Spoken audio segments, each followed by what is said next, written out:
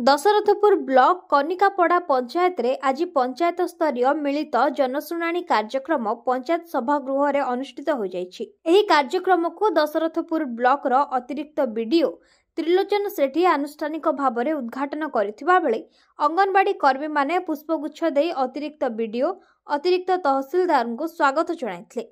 एही कार्यक्रम रे दशरथपुर तहसील रो अतिरिक्त तहसीलदार रश्मि रंजन मल्लिक, दशरथपुर ब्लॉक रो सहकारी निर्वाही जंत्री रासबिहारी जेना, सीडीपीओ शांतिलता सेठी, आरडब्ल्यूएसएसएई मनोज बेहेरा, एडीओ दीप्तिमयी देव, बीएसएसओ स्वाधीन कृष्णवाला, आरसीएमडीईओ प्रकाश कुमार बेहेरा, बीआरएम एसबीएम मानस चंद्र दास, कनिकापड़ा ग्राम्य कृषि अधिकारिणी गीतांजलि कर, कनिकापड़ा ग्राम पंचायत अधिकारी रवि नारायण सामुल प्रमुख जोगदे पंचायतवासी अभियोग ग्रहण करथिले।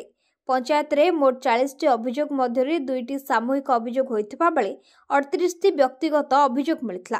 राशन कार्ड पाई सर्वाधिक 22टी अभियोग हस्तगत होइथिबा आरसीएमडीईओ प्रकाश चंद्र बेहेरा सूचना दैछन्ति। उक्त कार्यक्रम को कनिकापड़ा सरपंच प्रदीप कुमार जेना, नायब सरपंच अर्चना साहू, अंगनवाड़ी कर्मी, आशा कर्मी, वार्ड सभ्य माने परिचालना करिबारे सहयोग करथिले।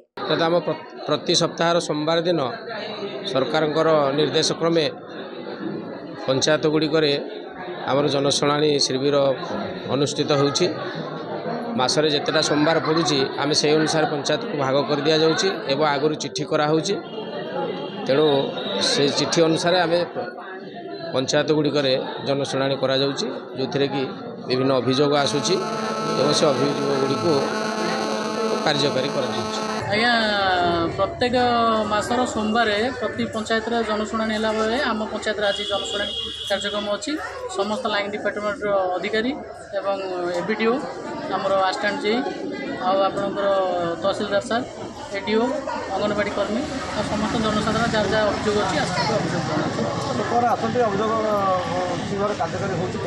आज्ञा अभियोग तो नि बर्तमान जो अभियोग ग्रहण करा रजिस्टर करके नौकरी। आशा अच्छी निश्चित अभियोग पूर्ण। जाजपुर जयप्रकाश नायक रिपोर्ट, लादृश्य मीडिया।